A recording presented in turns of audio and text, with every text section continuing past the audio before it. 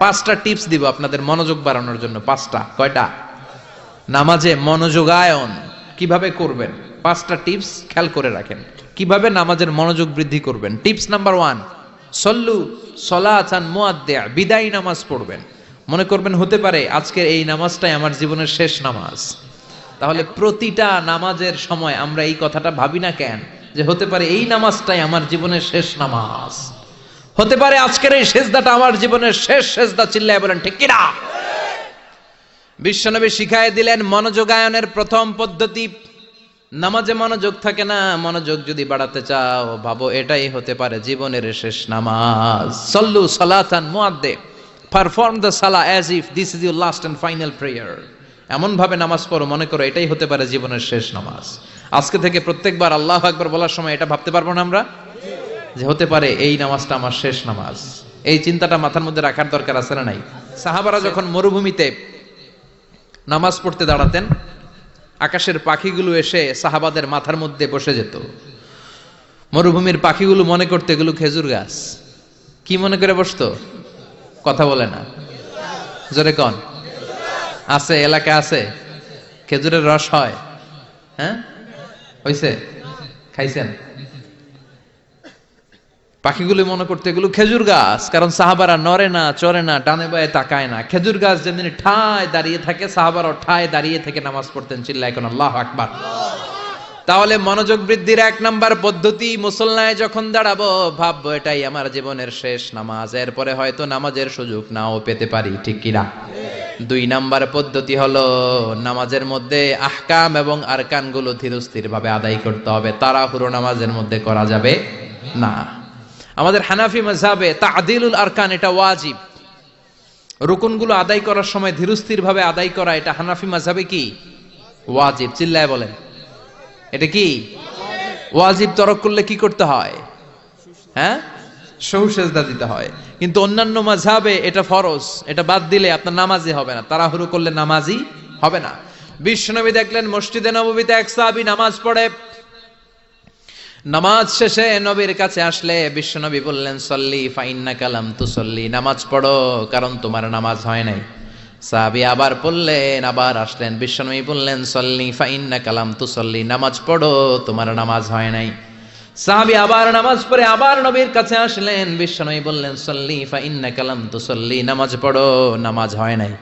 এবার সাহাবী এসে বলে ও নবী 3 বার পড়লাম, নামাজ আমার হয় না, এর চেয়ে ভালো নামাজ আমি পড়তে জানি না। বিশ্বনবী বললেন তাহলে আসো আমি শিখাইয়া দেই। যখন নামাজে দাঁড়াবা ধীরস্থির ভাবে দাঁড়াবা, রুকুতে যখন যাবা পিঠটারে টান টান করে সোজা করে দিবা। বিশ্বনবী যখন রুকু দিতেন বিশ্বনবীর পিঠটা একেবারে স্ট্রেট ফরওয়ার্ড। সাহাবারা বলতেন বিশ্বনবীর রুকু দেওয়া পিঠের উপরে যদি পানি ভর্তি একটা গ্লাস রেখে দেওয়া হয় পানিগুলা কাঁপবে না, গ্লাসটাও পড়বে না। সুবহানাল্লাহ। তার মানে বিশ্বনবীর রুকুর পিঠটা কেমন ছিল? Straight forward.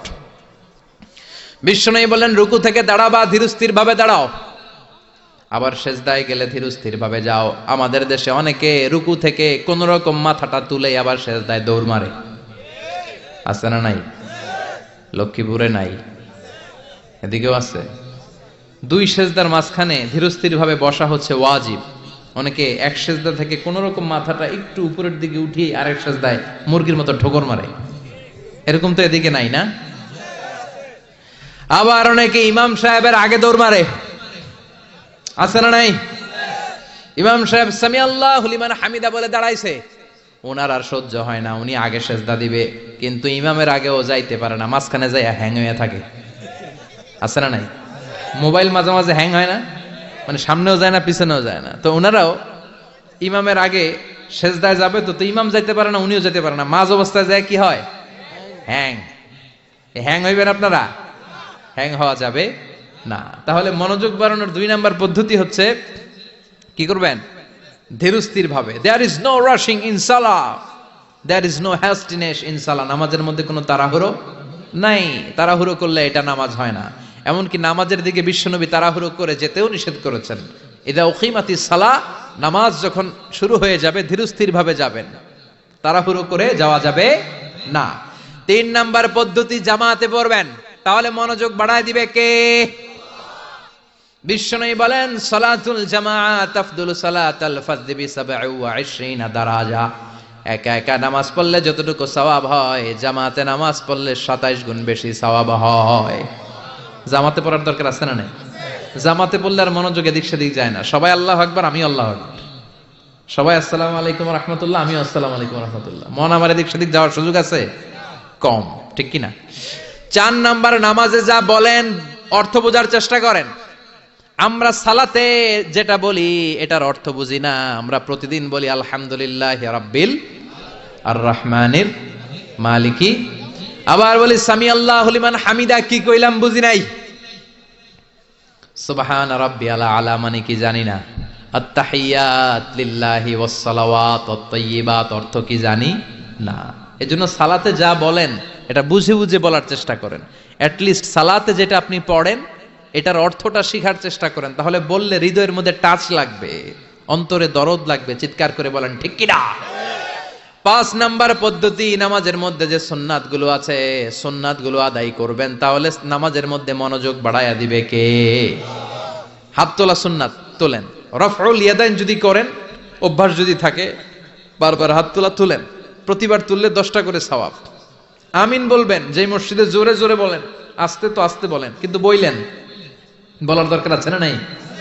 বিশ্বনবী বললেন ইদা আম্মানাল ইমাম আমিনু, ইমাম যখন আমিন বলে তোমরাও আমিন বলো, কারণ তোমরাও যখন আমিন বলো ফেরেশতারাও আমিন বলে। তোমাদের আমিন ফেরেশতাদের আমিন যখন মিলে যায়, তোমাদের জীবনের সব গুনাহ মাফ করে দেয় কে? এজন্য আমিন জোরে কোন বাস্তে কোন বলবেন, এটা ছাড়বেন না। তাশাহুদের মধ্যে আঙ্গুল তুলবেন, হয় নাড়াবেন নয় তুলে রাখবেন, এটা সুন্নাহ। আশাদ্দু আলা শাইতান মিনাল হাদিদ, শয়তান রে লোহা দিয়ে পিটাইলে যত কষ্ট পায়, তাশাহুদে বসে এই আঙ্গুলটা নাড়ালে এর চেয়ে বেশি কষ্ট পায়। ঠিক সুবহানাল্লাহ কইবেন না? এজন্য মুরাআতুস সুনান, সুন্নাতগুলো মানার চেষ্টা করেন। সালাতে মনোযোগ বাড়ায় দিবে কে?